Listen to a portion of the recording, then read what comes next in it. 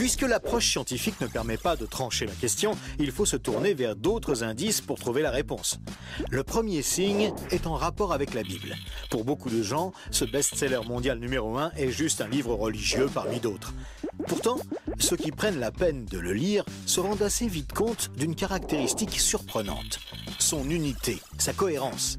Bien que sa rédaction ait demandé 1500 ans, elle nous dévoile un propos cohérent qui s'est construit progressivement au cours des siècles et qui apparaît au final comme un édifice impeccable, majestueux, et qui dépasse totalement ceux qui l'ont construit.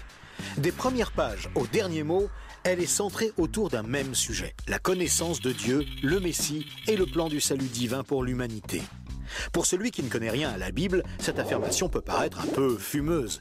Pour lui, c'est juste des mots, des concepts abstraits, de la spiritualité, sans rapport avec le monde réel.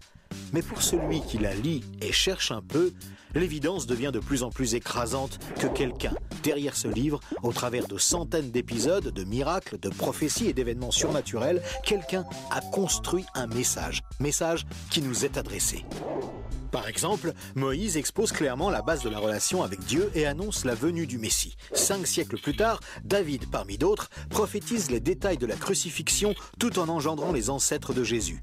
300 ans plus tard, c'est l'œuvre monumentale d'Ésaïe qui complète de façon saisissante le portrait du Messie, annonce son sacrifice, sa résurrection et la future restauration mondiale. Et c'est comme cela tout au long des 66 livres de la Bible, avec des centaines de détails et révélations surnaturelles. Et cela pose une vraie question.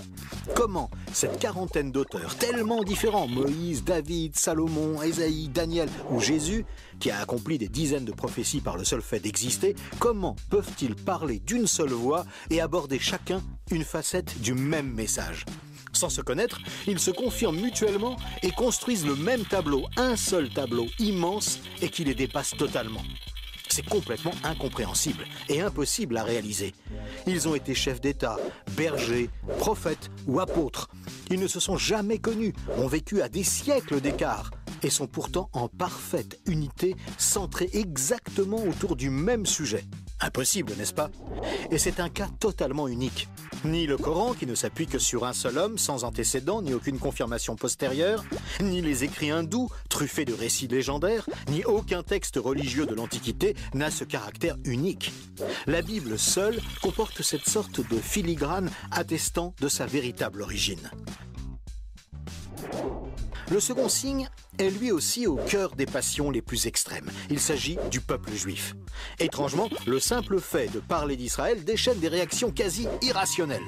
Certains veulent son extermination, alors que d'autres le voient comme le paradis sur terre. Mais si on veut bien rester calme et juste considérer les faits, l'histoire, il y a pourtant de quoi s'interroger sérieusement. Comment ce peuple, haï depuis toujours, déporté une première fois, puis revenu sur sa terre il y a 24 siècles, puis déporté à nouveau et dispersé dans le monde entier pendant 17 siècles, comment a-t-il pu survivre? Et comment est-il demeuré un peuple distinct? Aucun autre peuple n'a jamais connu une telle trajectoire, défiant toutes les lois historiques. Comment a-t-il pu reformer un État et même se remettre à parler son ancienne langue? Ça n'est jamais arrivé à aucun autre peuple. Il y a 25 siècles, le prophète Ésaïe posait une question étrange. Un pays peut-il naître en un jour?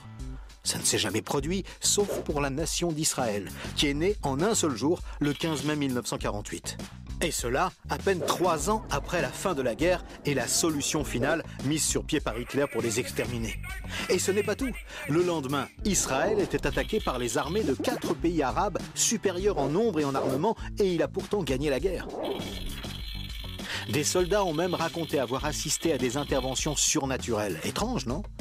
Par la suite, malgré le rideau de fer, des milliers ont émigré de l'ex-URSS, accomplissant une antique prophétie qui mentionnait le retour des Juifs depuis le pays du Nord. Si on considère sa contribution à la science, les Juifs ont remporté 20% des prix Nobel, alors qu'ils ne sont que 0,2% de la population mondiale. Comment est-ce possible?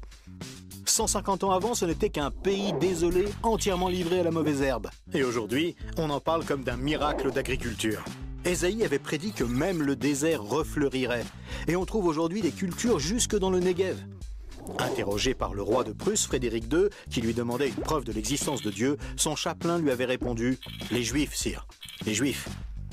Et d'où vient la première religion mondiale? De Jésus, un juif, dont l'enseignement, la mort et la résurrection continuent à impacter en profondeur la société humaine. Évidemment, ce peuple est loin d'être un modèle, et il a souvent sombré dans la corruption. Mais la Bible déclare que Dieu en a fait un signe parmi les nations. Qui pourrait dire le contraire? Pour terminer ce bref survol, une considération d'ordre moral. Encore un sujet tabou et pourtant... La Bible présente le bien et le mal comme des valeurs absolues, des valeurs extérieures à l'homme, qui les perçoit cependant par le moyen de sa conscience. Au contraire, la vision matérialiste de l'homme affirme que le bien et le mal sont des notions culturelles, relatives, résultant d'un long processus évolutif de l'être humain. Pourtant, tout le monde considère certaines valeurs morales comme supérieures à tout le reste. Par exemple, violer une petite fille, massacrer des bébés, commettre un génocide ou laisser quelqu'un mourir de faim sont considérés comme cruels et inacceptables. Même si certains tortionnaires ont affirmé qu'ils n'y voyaient rien d'immoral, nous pensons qu'ils n'avaient pas le droit de faire ça. Mais pourquoi le pensons-nous? Pourquoi pensons-nous que certains préceptes moraux sont supérieurs? D'où vient ce sentiment qu'il existe, en dehors de nous, des normes morales supérieures, des normes indépendantes de nous, puisque nous nous sentons nous-mêmes jugés par ces exigences morales? Étrange, non? Nous avons parfaitement conscience d'être imparfaits. Nous pensons que l'humanité est détraquée. Mais par rapport à quoi? Ce sentiment de culpabilité contredit d'ailleurs la théorie de l'évolution et son hypothétique lutte pour la survie. Et pourquoi l'homme aspire-t-il au merveilleux, au paradis, quelle que soit sa culture? D'où vient ce sentiment intérieur qui fait exactement écho au récit biblique? Cette conscience, issue de nulle part et en parfait accord avec la Bible, constitue encore un autre signe tangible, bien difficile à nier.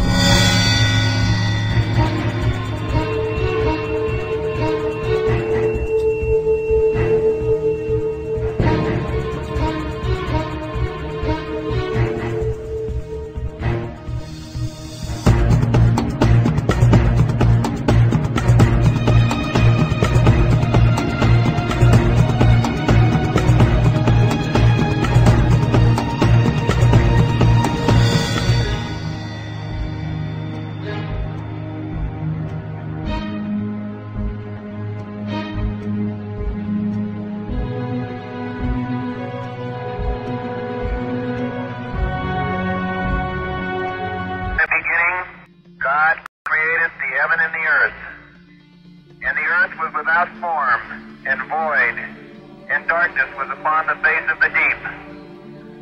And God said, let there be light. And there was light. And God saw the light, that it was good.